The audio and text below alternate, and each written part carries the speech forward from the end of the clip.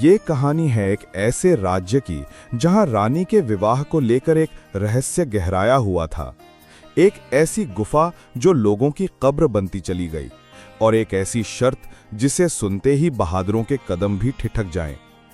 ये कहानी है साहस की उस अंतिम परीक्षा की जहां हार का मतलब था अंधेरे में खो जाना सदा के लिए।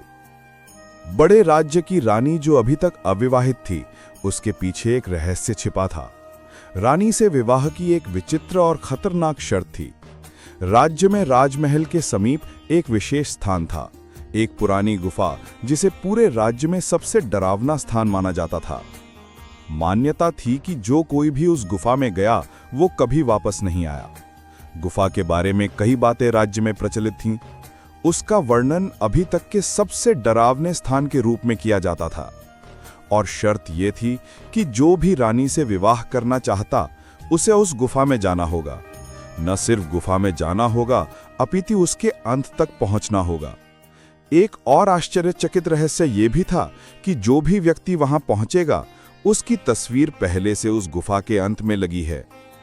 ये गुफा भली भांति जानती है कि उसके अंत तक कौन पहुंचेगा और वहां तक वही व्यक्ति ही पहुंच सकता था। यही बात सबसे बड़ा रहस्य थी। इस शर्त को मानकर कई राजकुमार, योद्धा और साहसी लोग गुफा में गए, लेकिन वे कभी लौटकर नहीं आए।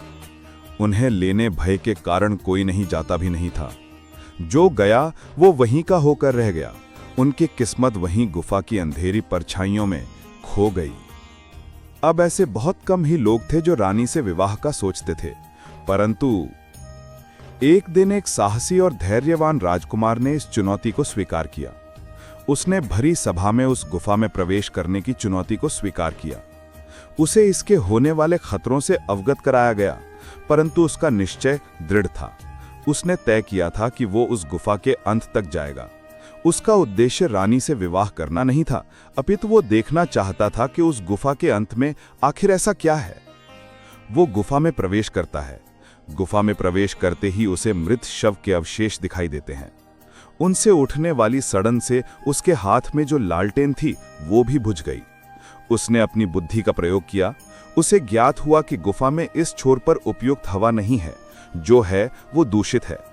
इस कारण यहां मृत्यु होती है। अंधेरे में उसे कुछ दिखाई नहीं दे रहा था।